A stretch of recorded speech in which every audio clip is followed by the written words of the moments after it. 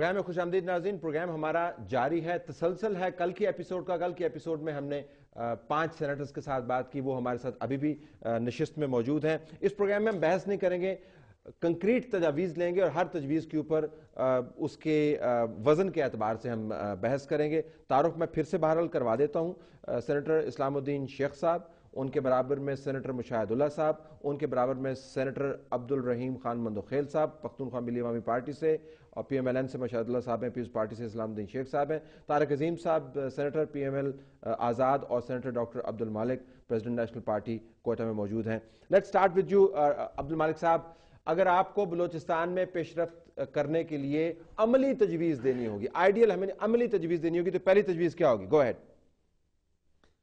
سر میں آپ سے ایک گزارش کر لیتا ہوں, کیونکہ آپ نے اس دفعہ مجھے زیادہ ٹائم نہیں دیا, میں زیادہ وہ بھی نہیں کہ 2-3 چیزیں میں آپ کے سامنے رکھوں گا, اس کو تھوڑا سا مجھے سننا پڑے گا. فرمائیے. ایک تو یہ ہے کہ دیکھیں طارق عظیم صاحب نے جو اعداد شمار پیش کیے بلوچ کے بارے میں وہ انتہائی غلط ہے. نمبر 2 کہ جی بلوچ اگر میجورٹی میں نہیں ہے, بلوچ نہیں ہے بلوچستان میں, تو بات کس سے کرو گے؟ نہیں کرو. نمبر 2 جو اگر آپ کہتے ہیں کہ بلوچ اور پشتون مسئلے کو یہاں لاتے ہیں تو بڑا آسان ہے, بلوچ اپنے علاقے میں, پشتون اپنے علاقے میں ہیں. آپ نقشے میں دیکھ لیں گے, آپ کو پتہ چل جائے گا کہ بلوچستان کی جغرافی پوزیشن کیا ہے. سروسز میں بھی اگر آپ جائیں تو بڑا آسانی ہے, آپ جا کے دیکھیں. ڈیولپمنٹ میں بھی آپ دیکھیں کہ بلوچ علاقوں کا کیا حال ہے, پشتون علاقوں کا. لیکن اس وقت یہ مسئلہ نہیں ہے. اس وقت مسئلہ یہ ہے کہ بلوچستان میں ایک جنگ ہے. میری تجویز یہ ہے کہ پہلی جو اس وقت اسٹیبلشمنٹ ہے وہ اس کو ریاست کو اپنی جو ایک مائنڈ سیٹ ہے اس کو چینج کرنا چاہیے کہ بلوچ کو آن بورڈ کریں اور یہاں پہ ایک ایسی ماحول پیدا کریں کہ میں سمجھتا ہوں کہ اس میں نیگوسیشن کے وہ ایک عملی وہ ہو سکے. فرض کریں میری تجویز یہ ہے کہ یہاں مسنگ پرسن کا مسئلہ ہے, اس کو حل کریں. یہ جو ماورا آئین وہ ہے کلنگ ہے, ان کو بند ہونا چاہیے, اور جو لوگ یہاں سے نکلے ان کو ریبلیٹیٹ کرنا چاہیے. اس سے ایک ایسی ماحول پیدا ہوگی جس سے آپ بات چیت کر سکتے ہیں. طلعت صاحب میں آپ کو کہتا ہوں کہ مجھے تجربہ ہے بلوچستان کی, میں 30 سال 40 سال یہاں جنگی ہوئی ہیں اور مذاکرات ہوا ہے. آپ کائنڈلی مذاکراتی عمل کو آپ اس کو مائنس نہیں کریں, آپ ایک ماحول پیدا کریں اور اس ماحول کے اندر لیکن ڈاکٹر صاحب اس تجویز پر رہتے ہوئے ماحول پیدا کرنے کے لیے بھی دونوں نے حصہ ڈالنا ہے نا. یہ تو نہیں ہو سکتا کہ جو فورن فنڈڈ گروپس ہیں وہ کام کرتے رہیں اور کہیں کہ پاکستان کو ہم نے توڑنا ہے اور ہم آئین کو نہیں مانتے ہیں, ریاست کو نہیں مانتے. آپ خود ماشاءاللہ آئین کے بہت اچھے طریقے سے سمجھتے ہیں. اگر آپ آئین کو نہیں مانتے تو آئین کے تحت آپ کے جو حقوق ہیں وہ بھی اس سے بھی آپ استفادہ نہیں کر سکتے. تو ان گروپس کو بھی تو آپ پھر یہ تجویز دیں نا کہ اپنا منترا چھوڑیں. میں آپ سے ایک عرض کر لیتا ہوں نا, میں آپ سے عرض کر لیتا ہوں انٹلیکچولی یہاں پہ ایک اسکول آف تھاٹس موجود ہے, وہ سمجھتا ہے کہ مجھے اس ملک میں رہنا نہیں ہے, لیکن آپ نے ڈائیلاگ میں انگیج کیا ہے.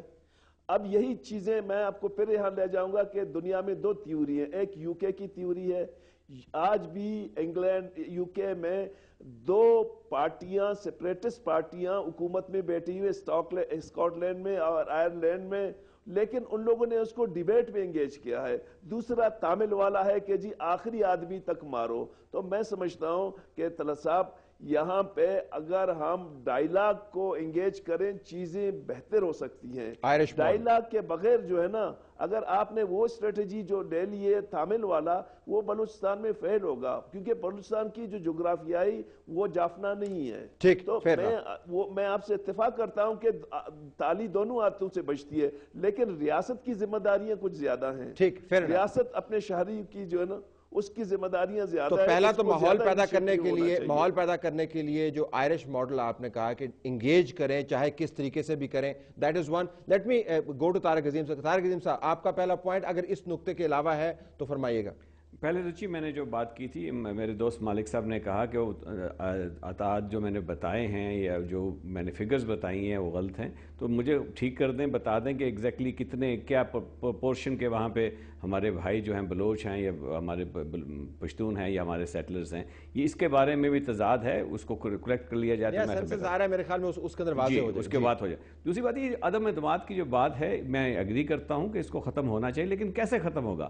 ابھی تک جو ہمارا بورڈر اپرینڈی رہا ہے، جو طریقہ واردات رہا ہے وہاں پہ کام کرنے کا، وہ یہی رہا ہے کہ جو وہاں پہ ٹریڈیشنل جو ہمارے سردارز ہیں ان کے ذریعے ساری بات چیت ہوگی، اور جو لوگ ہیں وہاں پہ ریپرزینٹ کرتے ہیں پارٹی کو، جن میں مالک صاحب، ہمارے بھائی مندو خیل صاحب یا حاصل بزنجو صاحب جو ہمارے ساتھ بیٹھے ہوئے ہیں، یہ اس سے ایگری کریں گے کہ 9 سال میں رہا ہوں سینٹ میں، اور یقین مانیں کہ جو سب سے ایک اہم ایشو جو ہم سب سے زیادہ ڈسکس کیا ہے وہ بلوچستان رہا ہے. لیکن کیا وجہ ہے کہ ان کی آواز جو تھی یا ان کو کسی طریقے سے وہ نہیں ملی ریپرزنٹیشن، یا وہ ہم معاملات حل نہیں کر سکے؟ اس کی جو ہے تہ پر جانا چاہیے. کیا وجہ ہے کہ ہم نے وہ ٹریڈیشنل سرداروں کو لے کے مینگل صاحب آ گئے تو مری صاحب آ گئے یا بھٹی صاحب آ گئے. تجویز یہ ہے جی کہ وہاں پہ ہمیں ٹائم دینا چاہیے ان لوگوں کو جو چاہتے ہیں کہ دستور کے اندر رہتے ہوئے کام کرنا چاہتے ہیں، لوگوں کو حقوق ان کے ملنے چاہیے، اور جو ہم نے طریقہ کار ابھی تک اختیار کیا اس کو چینج کرنا ہوگا. اچھا، تو لیکن اصل مسئلہ تو انہی لوگوں کا ہے جو دستور میں نہیں رہنا چاہتے. اصل مسئلہ تو ان لوگوں کا ہے. وہ تو ان کا رہے گا. اگر وہ جیسے میں سن رہا تھا رامداد بگٹی صاحب کا انٹرویو، وہ کہتے ہیں جی ہم بات ہی نہیں کرتے، سب سے پہلے ہمیں آزادی دے دیں پھر بات ہوگی. تو ایز اے سیپریٹ نیشن یا ایز اے سیپریٹ کنٹری بیٹھ کے بات کرنا چاہتے ہیں، وہ تو بات ہی مختلف ہے. تو میں سمجھتا ہوں ان کے ساتھ میں بات کرنے کا فائدہ کوئی. ٹھیک ہے، تو ماحول پیدا کریں جو ڈاکٹر صاحب نے کہا، لیکن آپ نے کہنا ہے ماحول پیدا کریں دستور کی حد میں رہتے ہوئے. So that's number 2.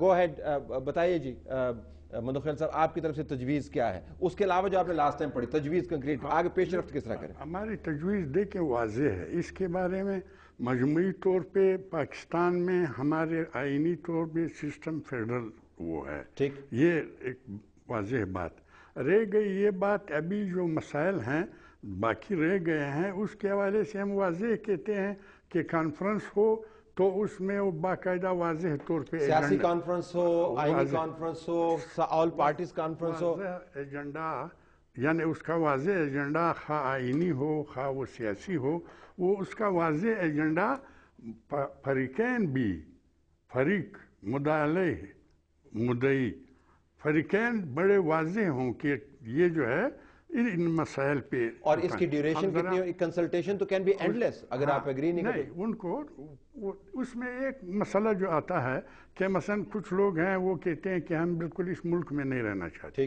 وہ اگر اس سٹیج پہ جب پہنچے کہ واقعی بالکل ہی نہیں آنا چاہیے تو پھر اور طریقہ یعنی پھر علاوہ دستور کے اندر رہتے ہوئے جو آئینی حقوق دیے جانے چاہیے اور جو روایت بھی ہے اس پہ مکمل باقاعدہ ایجنڈا ہو اور ٹھیک باقاعدہ مذاکرات کا آغاز جو ہے اس کا انیشیٹو کس کی طرف سے آنا چاہیے؟